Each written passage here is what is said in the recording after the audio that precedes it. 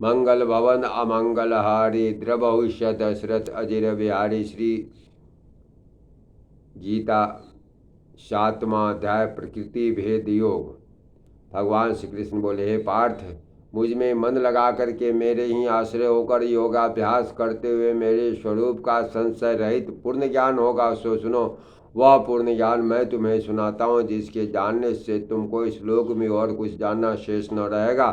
सैकड़ों मनुष्यों में से कोई एक सिद्धि प्राप्ति के लिए यत्न करता है, और यत्न करने वालों सिद्धों में से ही कोई मुझे ठीक जान पड़ता है। पृथ्वी जल अग्नि वायु आकाश मन बुद्धि और अहंकार, ये 8 प्रकार की मेरी प्रकृति माया है। इस प्रकृति अचेतन को जड़ कहते हैं, और हे महाभाव, इसे दूसरी प्रकृति चेतना है, जिसने संपूर्ण जगत धारण किया। उन्हीं दोनों प्रकृतियों से सब प्राणी मात्र उत्पन्न होते हैं। ऐसा जानो, यह प्रकृतियाँ मुझसे उत्पन्न हुई। इस प्रकार जगत की उत्पत्ति और प्रलय का कारण मैं हूँ। हे धनंजय, धागों में जिस प्रकार मणि पिरोई जाती है, उसी बात यह संसार मुझ में गूथा हुआ है। मुझसे परे और कुछ भी नहीं। हे कुंती पुत्र, जल में रस मैं हूँ, चंद्रमा और सूर्य में प्रभा मैं हूँ, सब वेदों में प्रणव मैं हूँ, आकाश में सब पुरुषों का मैं पौरस मैं हूँ। हे अर्जुन, पृथ्वी में जो सुगंध है तथा अग्नि में जो तेज वह मैं हूँ। सब प्राणियों में जीव और तपस्वियों में तप मैं हूँ। हे पार्थ, संपूर्ण प्राणियों में संतान रूप विद्रु मुझको ही जाना। बुद्धिमानों में बुद्धि और तेजस्वियों में तेज मैं हूँ। हे भार्गव, काम और रोग रहित बलवान पुरुषों में बल और पुरुषों में धर्म के रुझानों वालों में काम मैं हूँ। जितने सात्विक राजस तामस पदार्थ हैं वे सब मुझसे उत्पन्न, परंतु उनमें मैं नहीं रहता। ये मुझ में सत रज तम, ये तीनों गुणों के भाव से यह सारा संसार मोहित रहता है। इस कारण यह इससे परे मुझ अव्यय परमात्मा को नहीं जानता। मेरी यह गुणमयी और दिव्य माया अत्यंत दुस्तर है। जो मनुष्य मुझको अनन्य भाव से भजते हैं वे इस माया को पार कर जाते हैं। जो पापी मूढ़ नराधम माया ने जिनका ज्ञान हर लिया और आश्रय भाव ग्रहण किए हुए मुझको नहीं पाते हैं। भारत श्रेष्ठ अर्जुन, 4 प्रकार के मनुष्य मुझको भजते हैं। दुखिया, जिज्ञास, शोषक की कामना करने, इनमें सदा मुझ में कागचित और केवल मेरी भक्ति वाला ज्ञानी पुरुष श्रेष्ठ है, क्योंकि मैं ज्ञानी को अत्यंत प्रिय हुआ मुझको प्रिय है। यद्यपि अभी सभी भक्त अच्छे हैं, तथापि ज्ञान तो मेरी आत्मा ही है, क्योंकि सभी भक्त मुझे थे और ज्ञानी तो मेरी आत्मा है, क्योंकि वह मुझ में ही मन लगाकर मुझको ही सर्वोत्तम गतिमान मेरा ही आश्रय ग्रहण करता है। अनेक जन्म के अंतर ज्ञानी मुझे पा लेता है। ऐसा महात्मा अत्यंत दुर्लभ है, जो सब जगत को वसुदेव में समझे।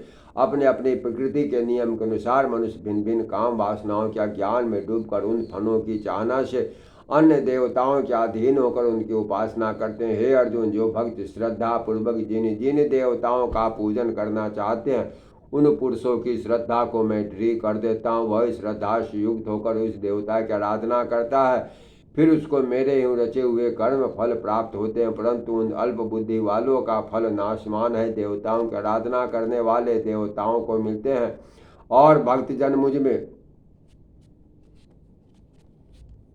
मिल जाते हैं। मेरे अव्यय अविनाशी अतुतम स्वरूप को न जानकर मंद बुद्धि लोग मुझ अव्यक्त को व्यक्त देहधारी मानते हैं। योग माया से आच्छादित होने के कारण सबको नहीं दिखता हूँ।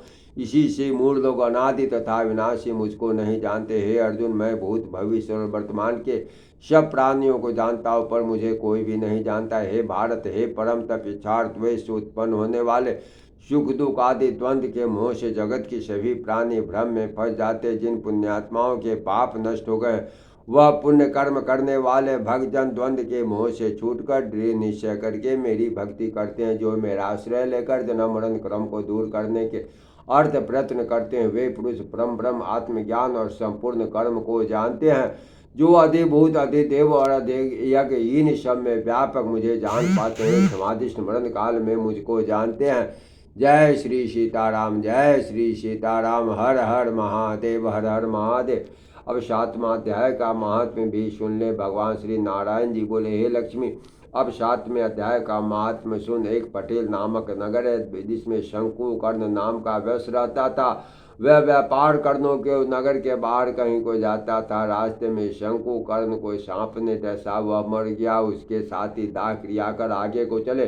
जब लौटकर घर में आए उसके पुत्र ने पूछा कि मेरा पिता शंकुकर्ण कहाँ है। तब व्यापारियों ने कहा, तेरे पिता को सांप ने डसा था, वह मर गया, वह पदार्थ तेरे पिता का है, तू ले ले। पिता ने कहा, जिस सर्प ने मेरे पिता को काटा है मैं उसको मारूंगा। जिन व्यापारियों से कहा वह ठौर मुझे बताओ जहाँ मेरा पिता शंकुकर्ण मरे। व्यापारियों ने वहाँ ले जाकर खड़ा किया, देखे वहाँ एक सांप का वामी यदि से कुदालों के साथ खोदने लगा। जब छेद बड़ा हुआ सर्प निकला। उसने कहा, तू कौन है, मेरा घर क्यों खोदता है। उस बालक ने कहा, मैं शंकुकर्ण का पुत्र हूँ, जिस सर्प ने मेरे पिता को मारा मैं उसको मारूंगा। तब सांप ने कहा, हे पुत्र, मैं तेरा पिता हूँ, तू मुझे उस अधम देश से छुड़ा और मुझे मत मार, यह मेरा पूर्व जन्म का कर्म था, सो मैंने भोगा। तब पुत्र ने कहा, हे पिता, कोई यत्न बताओ जिससे तुम्हारा उद्धार हो। तब उस सर्प ने कहा, हे पुत्र, किसी गीता पढ़ने वाले ब्राह्मण को घर में भोजन कराओ, उसकी सेवा करो,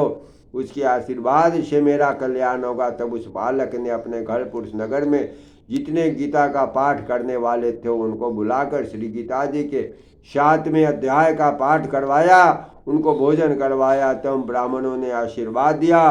तत्काल वह धमदेह से छूटकर देवदेही पाया। विमान पर चढ़कर आकाश मार्ग को जाता हुआ अपने पुत्र को धन धन कहता हुआ बैकुंठ धाम को जा प्राप्त हुआ। प्रेम से बोलिए गीता महात्म्य की जय। हर हर हर हर हर हर महादेव।